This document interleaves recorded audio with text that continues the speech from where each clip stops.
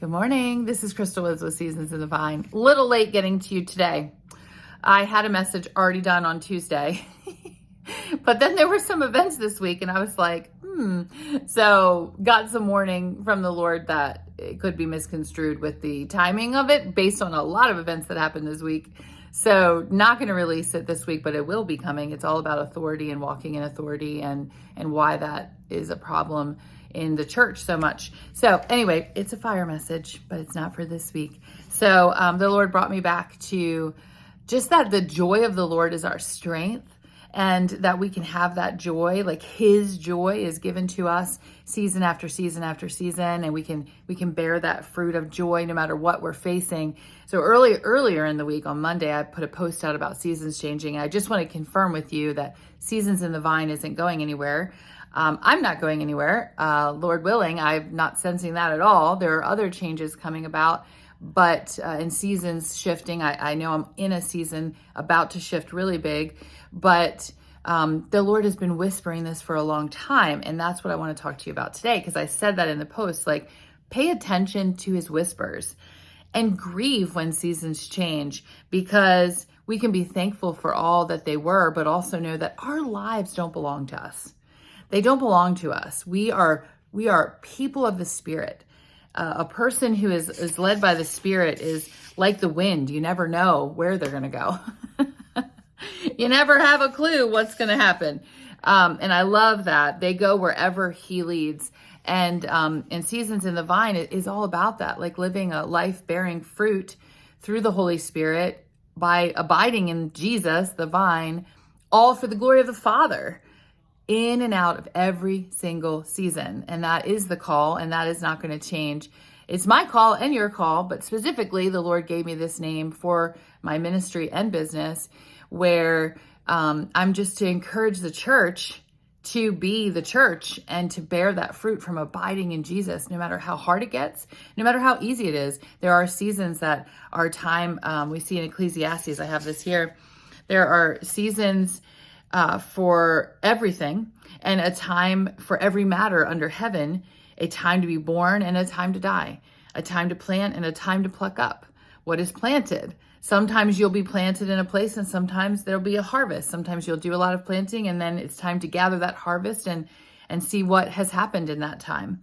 A time to pluck up what is planted, a time to kill, a time to heal, a time to break down, a time to build up, a time to weep, a time to laugh, a time to mourn, a time to dance, a time to cast away stones and a time to gather stones, a time to seek and a time to lose, a time to keep. A time to refrain from embracing, a time to seek, a time to lose, a time to keep, a time to cast away, a time to tear and a time to sow, a time to keep silent. That's why that post didn't go out. And a time to speak, a time to love and a time to hate, a time for war and a time for peace. It's all about relationship. How do you know what season you're really in?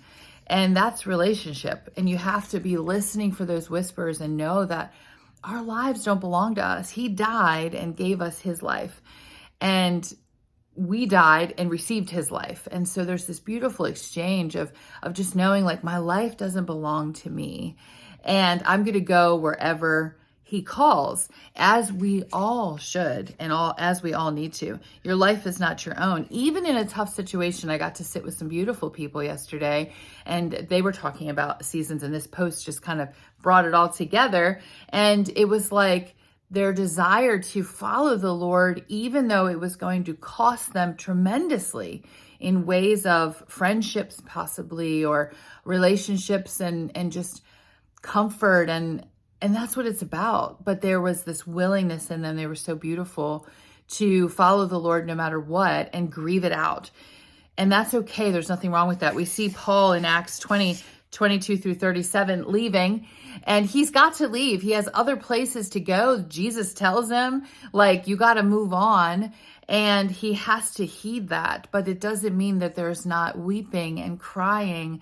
Look up that story, Acts 20:22 through 37. But he keeps his eyes on the Lord because he knows that his life is not his own, and he must go where the Lord leads him. And so I just wanted you to be sure that Seasons isn't going anywhere, because I did get a couple of wonders about that. Seasons, that's what I call it, Seasons. Seasons in the Vine is here, Lord willing, and I'm here doing what the Lord has called me to do, which is ultimately to encourage the church to be who she is.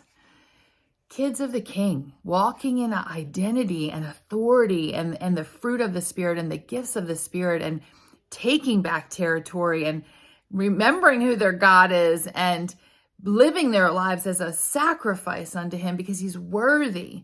And so I don't know what season you're in. And I don't know if you sense the seasons were shifting. Be listening for that, though, and know that just because it's hard or difficult doesn't mean that it's not the right thing to do. And in that season, when we've been through so many seasons, as have you. But what I've come to appreciate is looking back on the seasons, like this season after we adopted my son, and where our whole family died, because the family that was died to be resurrected as the family with Zion included in it. And there were so many things exposed in that. And it was a very dark time. It was a dark season. It was a hard season. But I knew that I was doing the Lord's will. And I had so much confirmation, because he's so good and he will provide that confirmation, that no matter what it looked like, it didn't change the fact that this is what God had called us to. And so I want to just encourage you in that, like, whatever decisions the Lord is leading you to make right now, it's for his glory, it's for his purposes, it's for him to be magnified in the earth.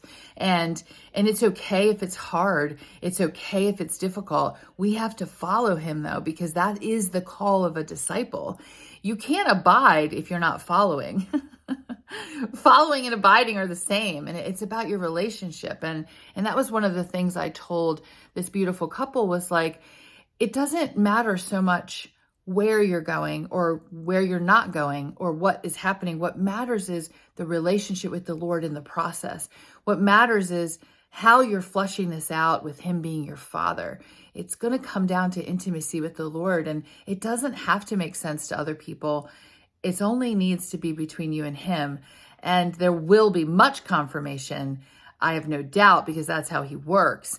But it doesn't mean that everyone will be approving or everyone will understand. And they don't need to, because when you're a confident child, you listen to the voice of your father.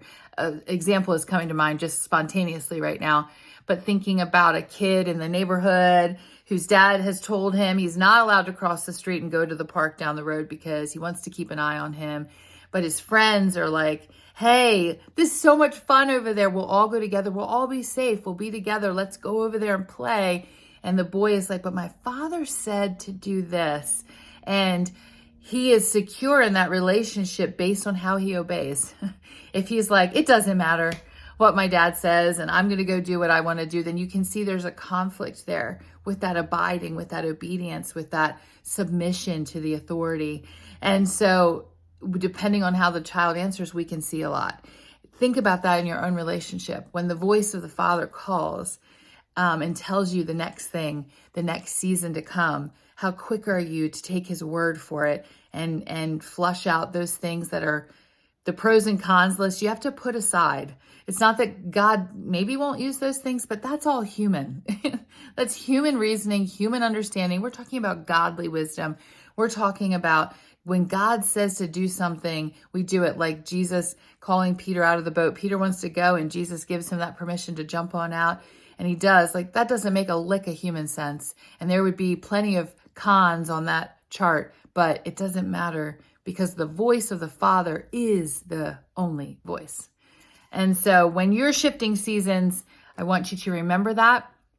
I want to encourage you to step out in faith as he leads. Listen for his whispers.